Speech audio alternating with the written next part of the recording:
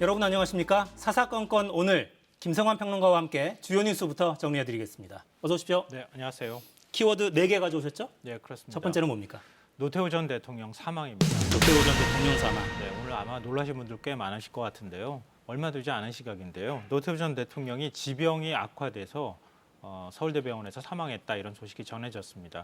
사실 좀 몸이 안 좋았던 건 오래됐어요. 한 10여 년 전부터 천식 때문에 병원에 입원했다고 하는 소식이 들리기도 했었고요.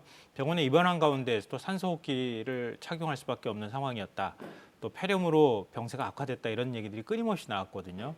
그때부터 병석에 누워 있었는데 이번에는 병세가 악화돼서 끝내 별세했습니다. 네, 이제 장례 절차도 좀 궁금해지네요. 그러니까 내란 목적 살인 이런 혐의로 유죄 판결을 받았었기 때문에 네. 전직 대통령으로 예우를 받을 수 있는지도 궁금해집니다. 전직 대통령 예우를 받을 수 없습니다. 전직 대통령 예우에 관한 법률을 보면요. 금고 이상 형을 받았을 경우에 전직 대통령 예우를 받을 수 없도록 하고 있거든요.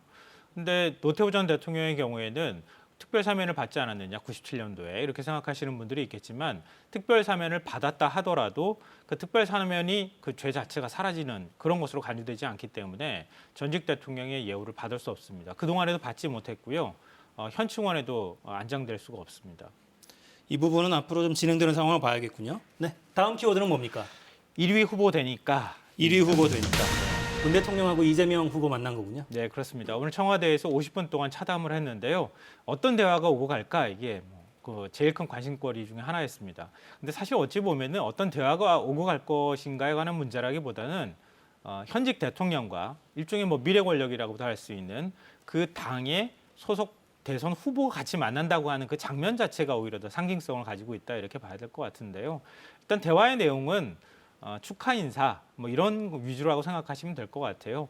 이재명 후보 같은 경우에는 문 대통령이 축하 인사 건네니까 문재인 정부가 끝까지 성공하도록 돕겠다 이렇게 얘기를 했고요. 문 대통령도 도와달라 이렇게 얘기를 했다고 합니다.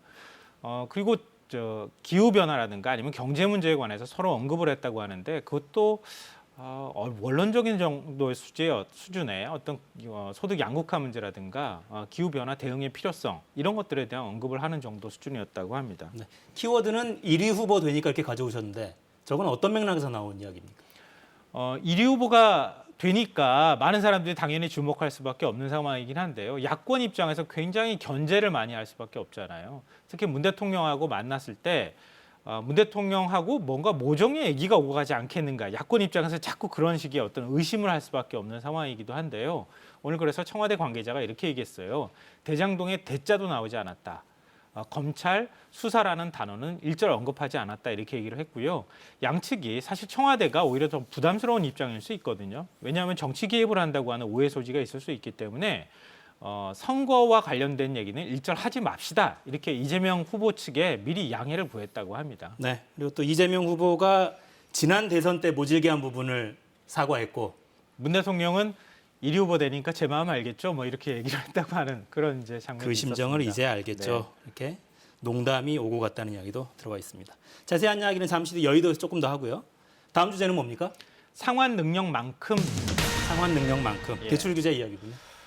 강화된 가계부채 대출 규제가 시행된 지 한 3개월 만에 또 추가 대책이 나왔습니다. 핵심을 요약해서 말씀드리면 총부채 원리금 상환 비율 DSR을 적용하겠다.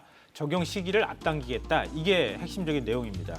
DSR은 소득 대비 갚아야 할 원리금 비율을 뜻하는데요. 예를 들면 담보물건이 금액이 크다고 해가지고 대출을 많이 주는 게 아니라 당신이 버는 소득에 따라서 일정 비율만 대출해주겠다 이렇게 얘기를 하는 거거든요.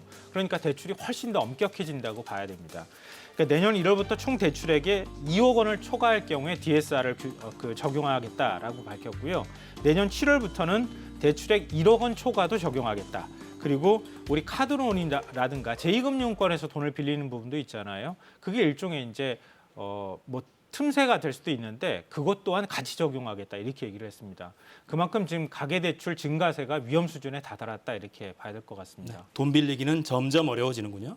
근데 이런 가운데 유류세를 또 인하했나요? 네, 정부가 당초 최대한 15% 인하하겠다 이런 방침을 가지고 있었다고 하는데요. 오늘 당정 협의를 했는데 20%까지 인하하기로 합의를 봤다고 합니다. 내년 4월 말까지 6개월 동안 한시적으로 시행이 되고요. 시행 시기는 다음 달 12일부터라고 합니다. 그런데 기름값이 바로 반영되지는 않으니까 다음 달 12일부터 시행이 되면 한 2주 뒤쯤부터 기름값이 본격적으로 내려간다고 생각하시면 됩니다. 그러니까 유류세가 20% 인하가 되면 휘발유는 리터당 164원 정도의 인하 효과가 나타납니다. 아무래도 물가가 좀 심상치 않잖아요.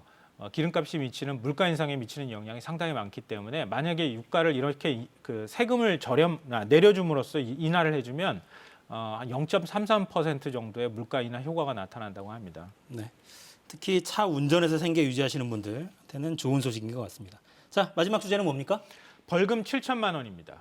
이재용 부회장 얼굴이 나와 있네요. 예, 그렇습니다. 이재용 부회장이 프로포폴 투약 혐의로 검찰에 기소가 됐고요. 검찰이 벌금 7천만 원을 구형을 했는데 1심 재판부도 똑같이 7천만 원을 선고를 했습니다.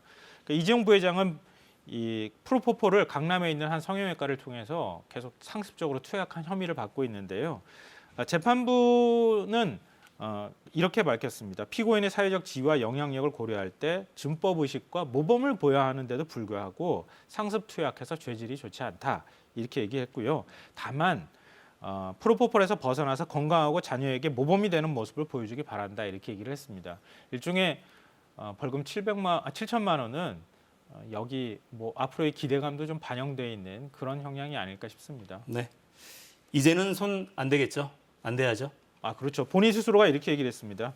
지난 첫 공판에서 혐의 모두 인정하면서 개인적인 일로 수고와 걱정을 끼쳐드려서 사죄드린다 이렇게 얘기를 했거든요. 앞으로 절대 안 하겠다는 뜻도 밝혔기 때문에 우리나라 최대 그룹 이제 뭐 1인자라고 해도 과언이 아닌데 이재용 부회장과 관련한 이런 재판은 이제 앞으로 열리는 모습 보지 않았으면 좋겠습니다. 네.